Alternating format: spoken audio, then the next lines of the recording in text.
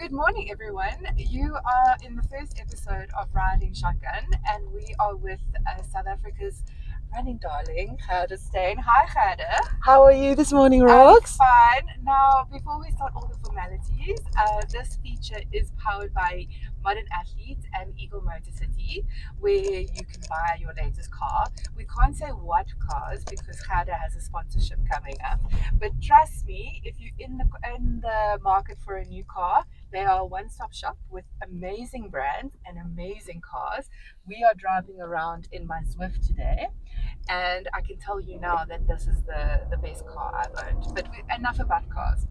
Gerda, you're in Joburg, which is a rare occurrence, which is quite nice because we've seen you've been traveling for a while now.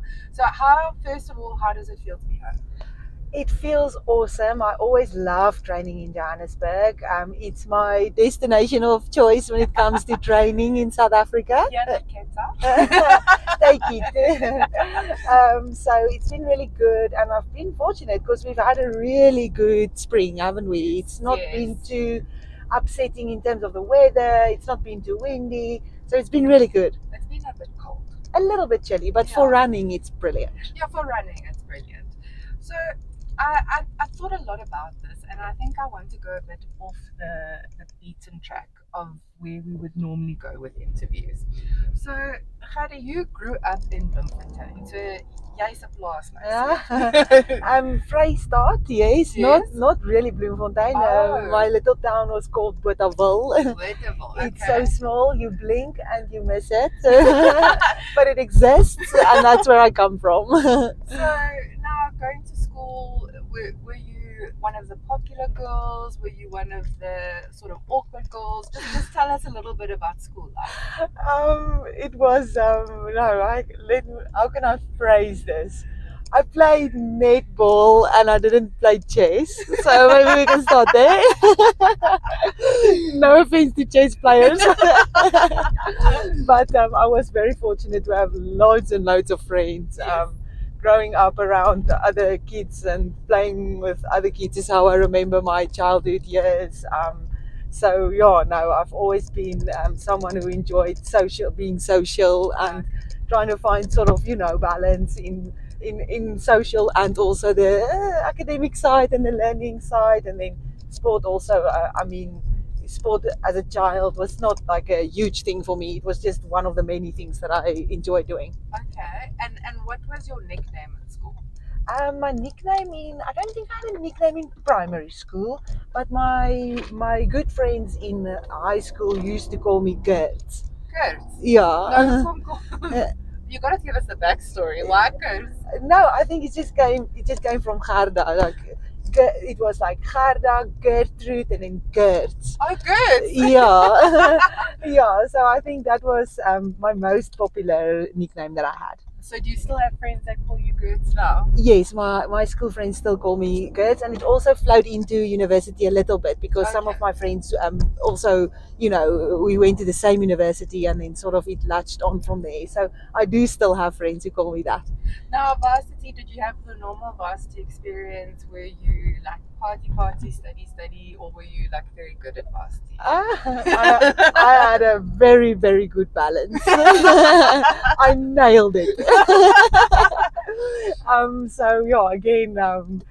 Sometimes when you look at sports people, and they say, "Ooh, I was such a party person when I was younger." I want to roll my eyes because it's like you probably weren't. Yes. But I didn't focus on athletics in university. Yeah. My focus was widespread across all areas of being a good student. Now, did you meet Duncan, your husband, at varsity, or did you meet him in Dubai when you first arrived there?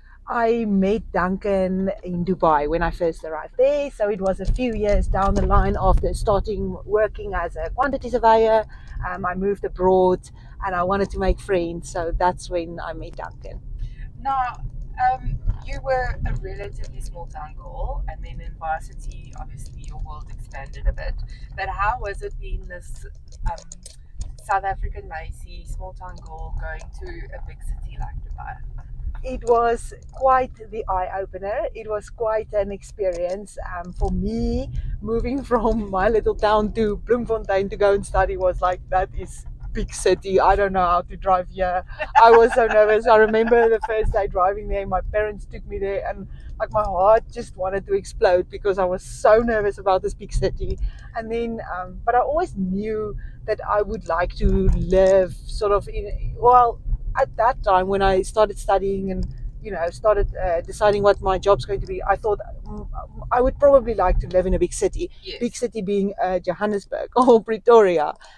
But then I got the opportunity to move to Dubai, and for me it was huge. It was Yes. like the biggest thing I've ever done. I remember it so well. It was in 2014, and Yes. I had 2 bags. I had to stay within the limit of luggage that you can It's take like on the flight. 25 kg. Yeah. So I packed my bags and I literally went girl alone to Dubai. I knew very few people. Well, at least they spoke English. Yeah, at least they speak English. That was the one thing that was definitely very helpful. Even though the country is obviously, their language is Arabic, all the signs and everything is in English. So it was fairly easy in that way. But yeah, it was a huge move for me. Like by far at that time, the biggest thing I've ever taken on. Was it your first trip overseas? I've been overseas once before that. Oh, okay. So this was like, let's Huge. just go. And I mean, that's quite a big thing to just suddenly say, okay, I'm going to move across the world. I mean, how did your parents take it when you told them, you're going to be moving to Dubai? My parents, for them it was also like quite a shock. They also, my mum and dad are still on the farm. I can't see them ever leaving the farm. That's their whole life. So for them it was also a huge surprise that I wanted to move to a city like Dubai. But you know what, they've always encouraged me. They've never tried to hold me back. I think they were quite surprised with the guts that I had to move there and not wanting to just I don't know, stay in a smaller town and stuff. But they were surprised, but very, very encouraging. Okay, oh, that's cool. And then, so now we all have like faux pas, like those embarrassing moments, and especially when we start a sport. So you do something. I mean, I remember when I was cycling in Emmarentia, my cleats were too tight when I first started, and I couldn't get my foot out, and I literally fell over on my bike. So if you had to give your biggest faux pas when you started running, like the most embarrassing thing that you think you did. Yo, that's a good question. Oh, no, I definitely have one. I just remembered now. Oh yes, actually I do remember. I do have one story that is definitely my most embarrassing moment in running. It was just when I started running, also in Dubai, and I was going to this running club because I heard now that's where you go and then you can get into the community and whatever. So I'm now on my second time going to this running club. Yes. They always used to train in the evening. So what I had to do is go to work, but pack my little bag for afterwards. Yes. And then I have to change at work, after work change, and then get the train, and from one station to the next station, then walk a little bit till I get to this. Anyway, that's the story. So on this specific night, my second night of joining this running club, I forgot to pack a sports bra. So I've only got my work bra on, and this work bra has been hurting me already all day. So I'm not gonna run in it. There's no way I can run in this thing. No, I don't have a bra. So I decided, because I had but I brought a buff, a normal one of those to put on. So I have this buff now. I think, okay, maybe I can turn this into a bra. So I'm there in the office bathroom, trying to get from the top or into my buff to get it to sit tight around my chest, and then t-shirt or running top over this buff, and then the whole night at this new running club, I'm so embarrassed because all I can think of is these people are gonna think this girl doesn't even wear a bra. Did anyone notice? I don't know. Until this day, that will remain unknown. So if anyone from Cloud's original running club in Dubai is now watching this video, drop a comment and tell us if you know. Please don't. But I mean, it is a big thing. I mean, men will never understand the Never. trauma of having to run with a bra. Exactly, never. Yes. They will not understand. And they'll tell us about how they have to put plasters on and all that rubbish. but Blah blah blah. Exactly. Blah, blah, blah, blah. So, Uh, I mean, but like, I'm glad to know these things are normal and they happen to everyone. I don't know about normal, but they happen. Listen, I mean, Rory, the comedian, you know, Rory Petzer, Yeah, he rocked up to his first ever club run, yeah. training run, in his full club kit with his ASA license. That's beautiful. He didn't know, like, he thought this is what you wear. This is what you wear. Yes. So I think we all have those embarrassing stories, but I think that what makes running special is like you can bond over the trauma. Babes. Yes.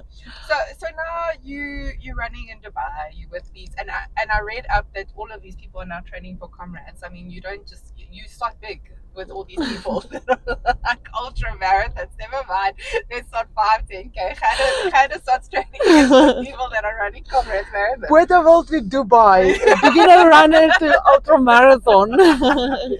So, I mean, you're getting into running, you think, okay, this is a cool sport, I quite like it.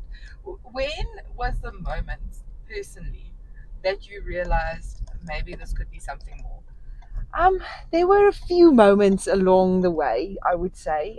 Immediately when I started running, I was very drawn to the long runs. Like the long runs for me, I immediately saw that I handle this better than most. So that definitely was something that immediately bit me. So I was like, this is strange. I haven't been training so long, but this does not feel as hard to me like the other people are really complaining. Whereas like on the track, then I'm just hanging on. Not on the track, we used to run on a path. It wasn't a real So track. everyone's like hissing and you like, this Yeah. is amazing. Yeah, I'm like, this is not as hard as I thought it would be, or I Okay. made jumps really quickly. Yes. So that to me was definitely my first inch. And then I ran Comrades, that very first one. And then it was like I was the most broken out of all my friends. That's for sure. I couldn't walk the next day. Yes. But I beat, not that we were racing, but my time was You're quicker than always anyone. racing. No, I wasn't. No, it's a thing. It's a thing. In our minds, we're always racing. You see a person in front of you and you're racing that person. I mean, when you saw me, I'm like, I can beat that person. That in front of person. me. Yes. In this moment, this person. Yes, exactly. Yeah, but I mean, my framework was the guys I was running with at the time, and my finish time was quicker than theirs. Like we did the same training, but I managed to run Yes. quicker, you know.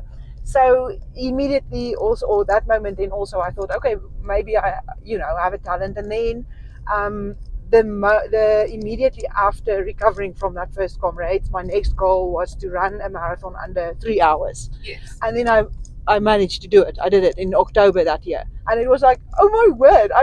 I set a huge target for myself, and I made it. I did it. Yeah. And then the one thing just lead to the next. Then I wanted to run top 10 for Comrades, but I didn't. But I still ran a lot faster than the year before. So it happened in stages. So When you say top 10 for Comrades, I mean your second Comrades, did you start in the elite 10? Did you start up front, or where did you start in this Comrades where you decided to run top 10? I did start in A batch, yes, Okay, because but not elite batch, A batch.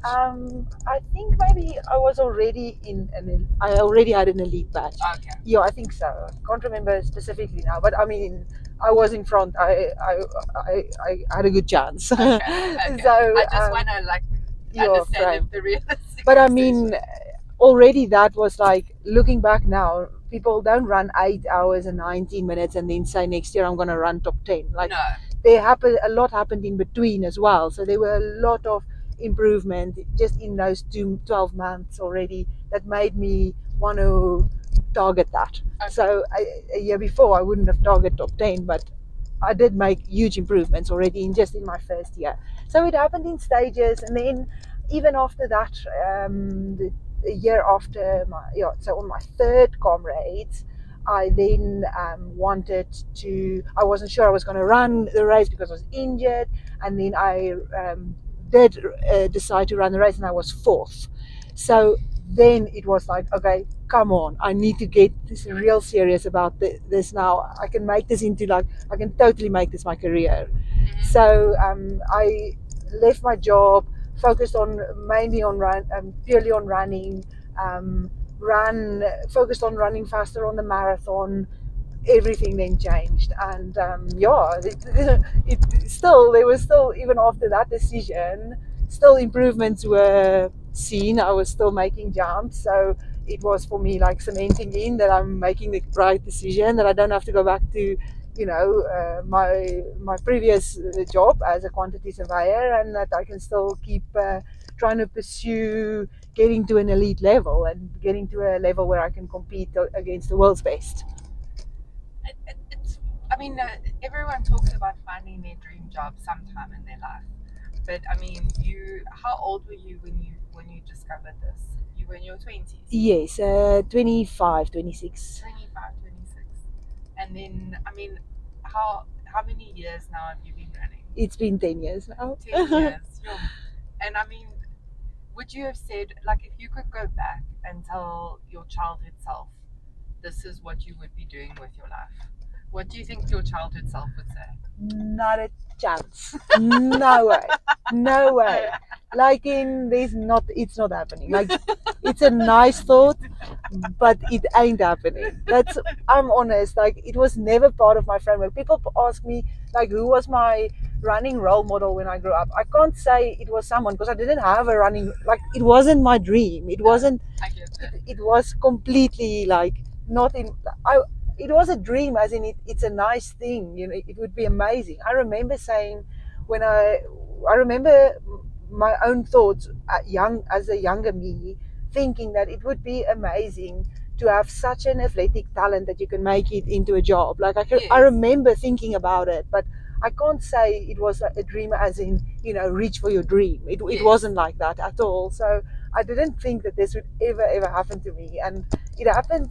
Yes, it happened gradually, but it also felt very quick. It felt like suddenly this is my life, and suddenly I've got these choices to make, and this crossroad where I'm like, am I going to be a professional athlete or not? And it's like a whirlwind, and I still feel like I'm sort of in it sometimes, because it's sometimes still a little bit like I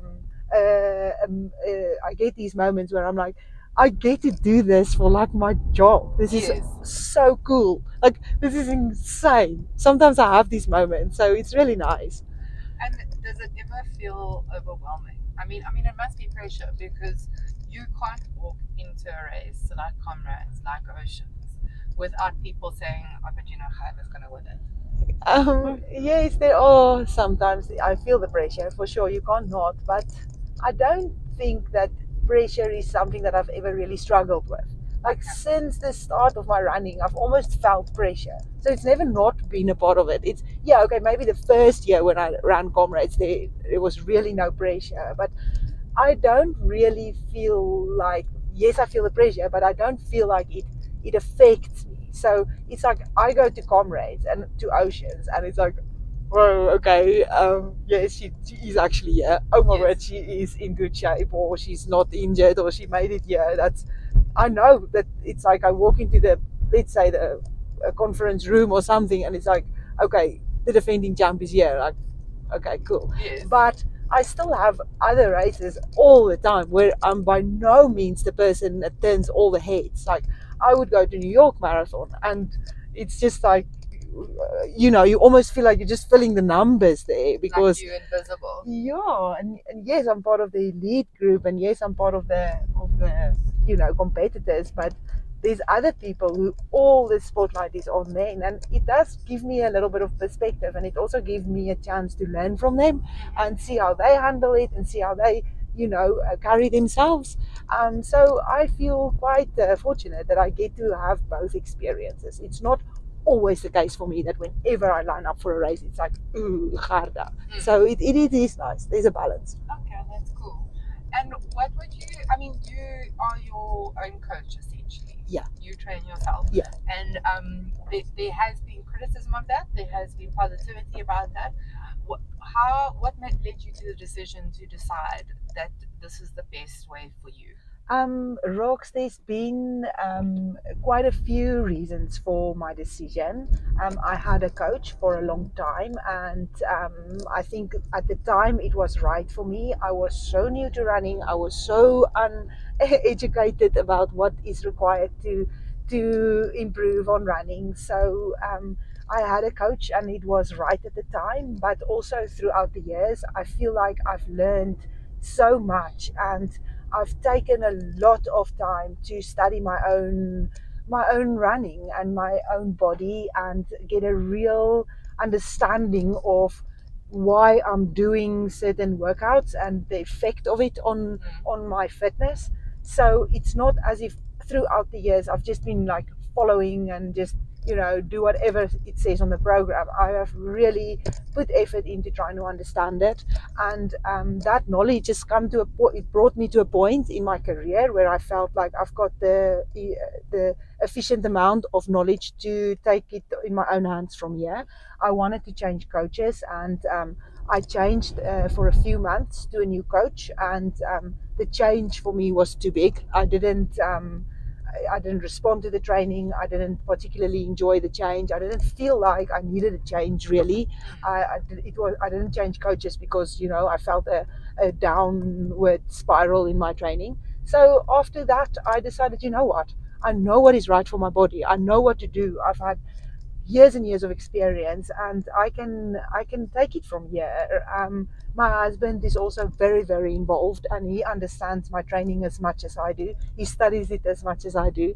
So it's not as if I'm just on my own. We're still a team, and we still work it out together and think logically, what is right and what is needed to be ready for races. And I've been really fortunate because since I started coaching myself, let's call it that, I've been able to break all my previous best times. Everything above 21.1 kilometers, I've been able to improve on. So I feel like I've got enough to back myself that I'm doing the right thing. So yeah, I think the positives are more than the negatives. Of course, it's sometimes very helpful to have a complete outside perspective, and someone looking in, perhaps spotting something that you might miss because you're too involved. Yes. But for me, if I weigh up the positives and the negatives, I still believe that it was the right decision. Well, you speak with conviction, and I mean, now even you've created training programs for people taking on the Cape Town Marathon. I mean, how has that experience been for you? Honestly, it's been so delightful to be a part of it. I have in the past written programs and helped people with their training a little bit, just on the side. And I have even tried a little bit of one-on-one coaching. So I know more or less, what people do, and I've been a social runner myself. I know what I used to do when I was running, not sort of the way that I'm running now, just fitting in running in between work. So I feel like I've got a good base of knowledge to build running programs for others. And in this particular instance, I have been helping the Adidas runners with the Cape Town Marathon training, and the feedback I've had is really, really wonderful and heartwarming for me as well, because I feel quite part of their journey. So yeah, I look forward to also seeing their results and seeing how it pays off.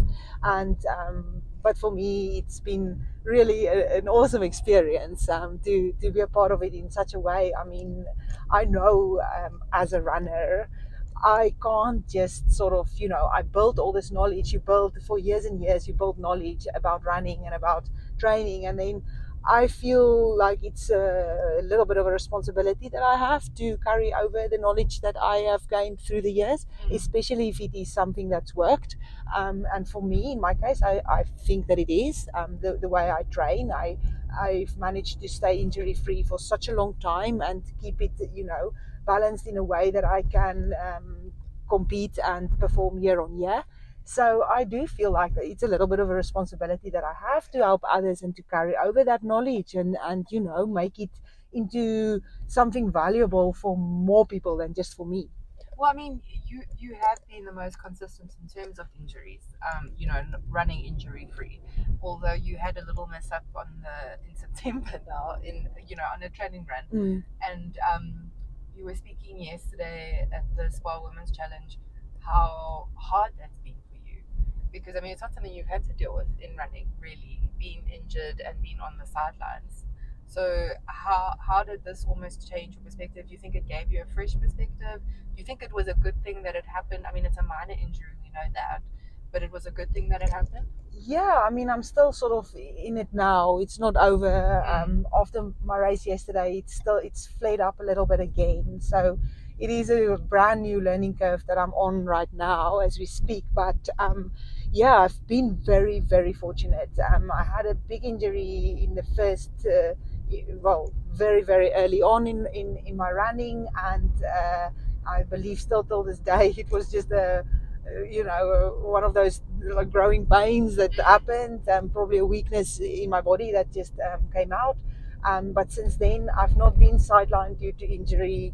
I haven't been sidelined due to injury ever, and it's just like something that I'm so grateful for. I think some people are just prone to injury and Yes. others aren't, and if you combine your not being prone with injury with the right amount of training and impact on the body, I think it's possible to remain injury free. And it's been something that made my running journey so enjoyable, because I've always been able to get my body fit, recover well, get my body fit, recover well, get my body fit. So it's been something that I'm quite proud of, because not proud as in taking credit for it, but just proud in a way that I can say that I've been able to truly enjoy the entire journey, and that I've not always been sidelined with this uncertainty of injury, and it just all the mental challenges that come with it. So it's a little bit, I'll be honest, it's challenging for me now to struggle with something so close to my next race, that is throwing me, like, Big just throwing some curveballs. curveballs and uncertainty into it. I know that being part of a runner and an athlete, you have to also have sometimes a bit of resilience to just be able to brush these things off and continue as you were. Still believe that even if things doesn't go exactly according to plan in preparation, that the race results can still be unscathed, unharmed. So I still have that belief, and I am truly positive about the fact that it is a small injury. It's not a huge injury. It's not a like a fracture or something like that. So it's just about staying positive now, I think. But you have very strong mental game.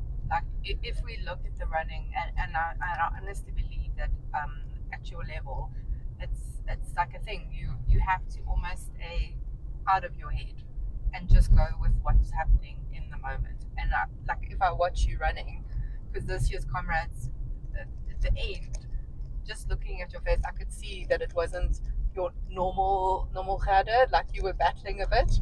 I might be off here, but like it seemed like it was a little harder than it normally is. Yeah, I think it was. I mean, within myself, it wasn't Harder. I felt good and I felt strong, but I knew that the gap between myself and the Yes. chasing lady was really getting smaller and smaller. So of course that was making it really harder. I thought to myself, listen, you need to be digging deep here now. Like, Yes. jokes aside, now it's time to work. Yeah. So yeah, luckily I was still physically in a good nick. I wasn't struggling, as in I'm slowing, I'm blowing up. So Struggling was probably the wrong word. Sorry, I do apologize. But yeah, I mean, it's just yeah, your smile is always like a constant on your face when you are running, when you are competing. But like, I actually we were watching, and obviously as media we maybe watch things a bit more closely.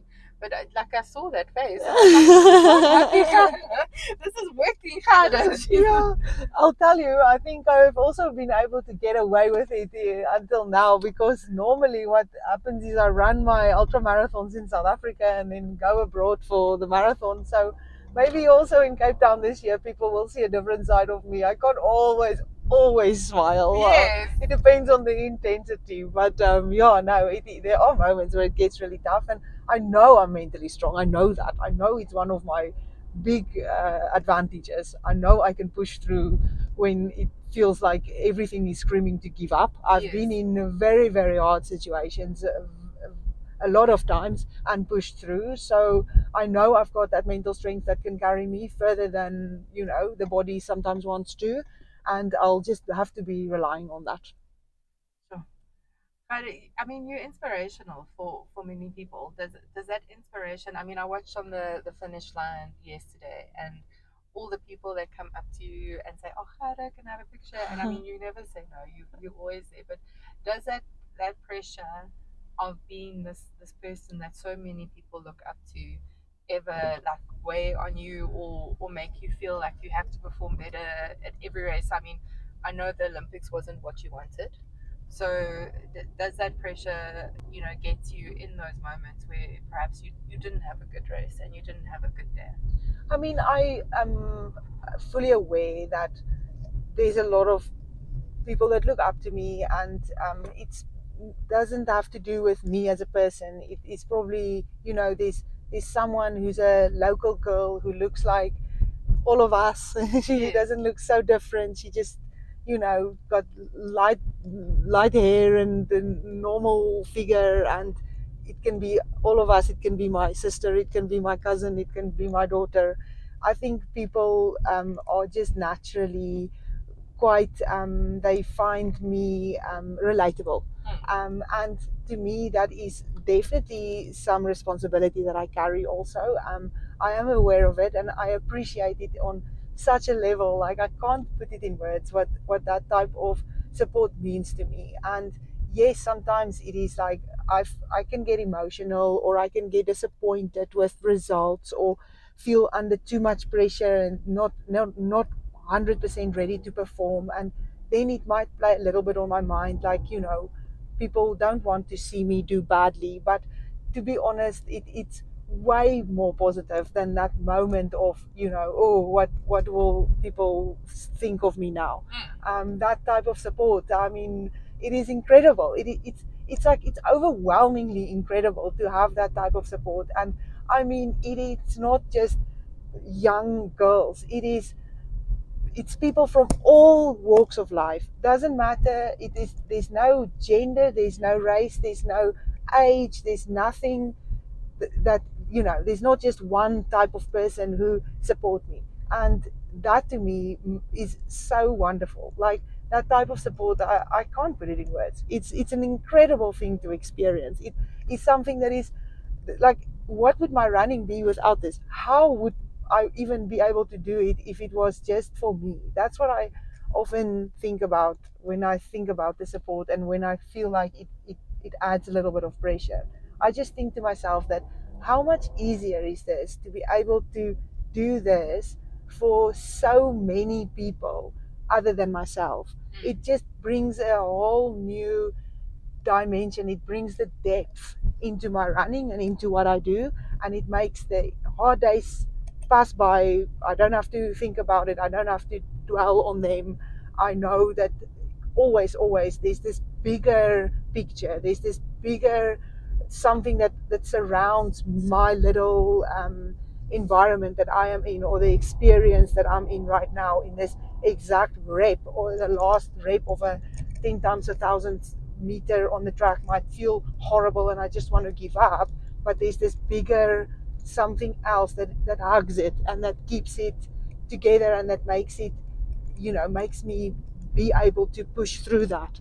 And so I can't say that moment of, ooh, it feels a bit heavy on me, will ever be bigger than that feeling that I have of support, and a nation basically wanting to see me do well. I mean, how can I say that's a bad thing? Sure.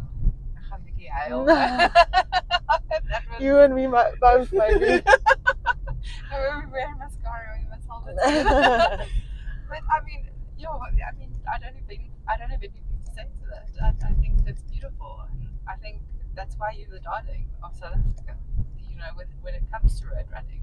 And I think it's just so special, because one day, people ask you who was the person you looked up to when you started your running career, and you're like, well, I didn't really, have someone because I didn't grow up thinking I was going to be a runner, but like you're going to be that person. Well, that thought alone makes everything that I do so worthwhile. I think that there's so many people out there in life that has got incredible stories. They've got incredible stories, way more incredible than mine, being a small town girl who grew up into an athlete. Way more inspirational, but they might not always get the opportunity to share their story or the platform to share a good thing, and that's why for me I feel like I am in the privileged situation where I get to share a story, and for me it's like I have to, I want to, I have to. Yeah, there's no other way to say it. And I mean, with Adidas and that partnership, they put you on these big billboards. I often drive down William Nicol and I'm like, oh, this guy. How was it the first time you saw one of those billboards?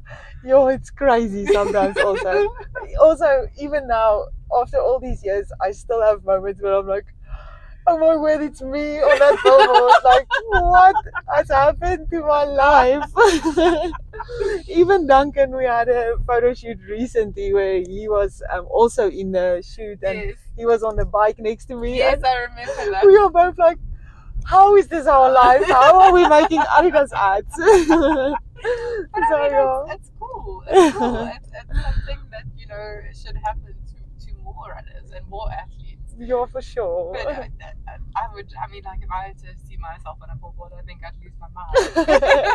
It's so crazy, honestly. I'm just normal. It was even funny when this year when I arrived at Comrades, they had on one of those digital boards, it was a thirsty water billboard up there, and it was just like, no way, that cannot be. No way, that's me. And I mean, it's even the airport as well, and all of those things. Yeah. So, like, I mean, people from all over the world are just seeing Canada. It's incredible. It's so funny sometimes. Sometimes I just have to laugh. But I mean, you've got the up record, you've got the down record, you've got the Tom record, you had the SA Marathon record. Glen Rose has shaved your time quite a bit. Yes, on that. She crushed it. Let's be honest. I was trying to be nice. But I mean, what is the next big goal for you? Rox, yeah, I think if I look at what I still want to achieve, I feel like I'm quite content in a way that I definitely know.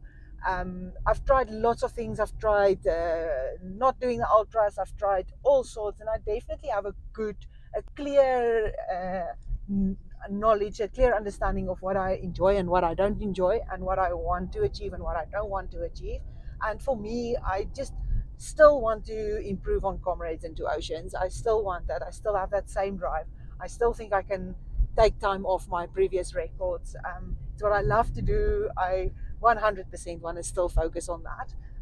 Of course, I will always want to do well in the marathon as well. Of course, I will always want to believe that I can still run quicker than 2:24:03. But I also am not, feeling so drawn to that as I am feeling towards the Comrades and the Two Oceans. I think something new also for me would be really nice. Would be something that I want to do, and that to me is one that I haven't ever tried doing, and that's 100 kilometers. So that's a goal that I still have for the future. I want to try and run a fast 100 kilometers. So perhaps do it on a easier, a flat course, not a crazy hilly race, to see how fast I can run on 100k. So that's definitely something in my list of goals that I want to achieve. And then if I think about long term, I would definitely want to try and be competitive in the trail races as well. Saying that, I just fell on the flattest trail that you could ever find, ever. But no, I've got to start somewhere. But yeah, no, that is also something that I want to do, maybe not in the near future, but before I, completely retire from running. And the Los Angeles Olympics? I have to ask the question. Yeah, I mean, Los Angeles Olympics, I wouldn't say that it's on the forefront of my mind. I've had two experiences in the Olympics now. Tokyo for me was like a performance that I was really, really glad and happy about. I'm really satisfied with. Um, but the experience, obviously, in total in Tokyo was so different because it was lockdown and not, the whole Olympic experience. We missed you at World Champs this year. Oh, thank Yes. you. And then, of course, Paris was almost the exact opposite of that, where I was Yes. very disappointed in my personal result, but the experience was just mind blowing. So, LA for me, I don't feel like, I've got this huge drive in me to put everything that I have in all my energy that I have into trying to get to LA. Although for sure, if I do have the opportunity and if I do make the qualifying time, and if I do get selected for the team, I will not turn it down. Okay. I mean, I think it would be amazing to see almost the trifecta, because you ran brilliantly in Tokyo, even though it was locked down. And I think I was quite excited to see if you would do World Champs, because it would have been in Tokyo again. But we always hope, because you're one of the stronger runners, that for South Africa, I think just to see us, we understand it's never going to be a top 10 or top 5 finish, because it's just crazy what those women are running. But I think to see you, Sean, and possibly Glenrose up there would just be phenomenal. I think so as well. It would be an amazing experience, and that's also why I wouldn't turn it down. I wouldn't say no. I'm not available to represent the country on the Olympic stage. So yeah, I mean, I'm open at this moment. I feel like there's still a lot of years that has to come before we really get to that, and yeah, it's not something that I have to also decide now. I think there might be still a lot that happen between now and then. So, but it is not something that I've completely put out of my reach and said there's no way, I'm not doing it. It's there. I'll see how it develops into to when we get closer to the time. And last question I asked Yvette yesterday was, if you see the performances by Glenrose, Taylor, what Sean was doing before she got injured. I mean, she won cross countries. What do you think the future of running in South Africa is safe? Do you think we're on the right track? We saw it was disappointing in Tokyo, but we did see a lot more finals. Do you feel that we are on track to compete on an international stage one day? I think we are. It's looking hopeful. I think there are talent. There's juniors coming through. I still think that it needs to be more. I think it needs to be deeper in terms of the numbers. I don't think we should have to be relying on 3, 4, 5 athletes to carry everything. So for me, I don't know what is the solution. I don't know if anyone knows what's the solution. I don't think it's a one-line solution, but I just feel like South Africans, our genes, our genetics, it's athletic. It's talent. It's very good for athletics. We have got to have so much talent in this country, and I know that we have done well in the past, and we do have talented athletes, but I'm sure that there's a lot more that is never discovered, that's never developed. And that, to me, it grieves me, because I also don't know what is the answer, and I don't know what is the solution or where to help with it. But yes, in a way, I am hopeful that our future for the next generation of athletes is looking very good. I mean, Glenrose, it's amazing what she's doing, and there's definitely, for me, when I look at a talent opportunity for a medal in the marathon, in the Olympics, or in a World Championships.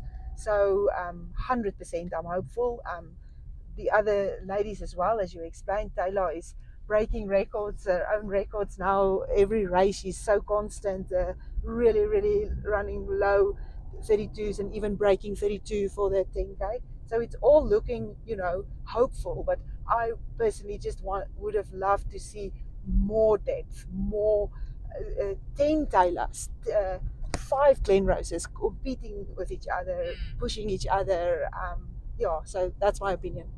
No, I did notice that when she ran the 10,000 meter in Cape Town, she was lapping Glenrose was lapping who she was running against, and it was sort of like, well, where's the competition? Yeah. People need to be pushing her so that she can reach even faster times. So yeah, So that'd be good. Gaten McKenzie, with your plans, he should be listening to this. I hope so. Carefully. So I did ask you earlier what your favorite song was, and you did tell me that it was Life Without Fantasies by Neon Dreams. Why is it your favorite I song? just love it. Like it gives me like goosebumps. Did you know the song? No, I didn't. And I listened to it for the first time, and I'm just opening my Spotify now so that I can get it to the beginning. I'm not looking at my phone while driving. Never. We're not breaking rules. It's such a lucky song. Honestly, it gets me in the mood instant. So is this your pre-race song? Definitely. Okay. Well, I had it all lined up, but now it's gonna start in the beginning. So let's just see now. So we're gonna end off with your favorite song. That's so cool. Bringing the vibe. Thank you. You're gonna love it from now on. Honestly, Okay. you're gonna have it on repeat. On repeat. So thank you very much for joining our first riding shotgun with Modern Athletes, powered by Eagle Motor City. We have loved having you in the car. It's been an experience, and we wish you big with Cape Town Marathon coming up, and we'll bring that on the start line. I love it. We'll have it playing for you out loud where we're allowed to stand. So anyone en route, when you see Kata coming, put this on your little speaker and play it for her so she can hear it when she comes past. But thank you. Thank you so much, Rox. I loved driving with you. You were a very handy driver, I can say. If I need a getaway car, I know who to phone. Okay, I'll do the skin turn. Thank you, everyone.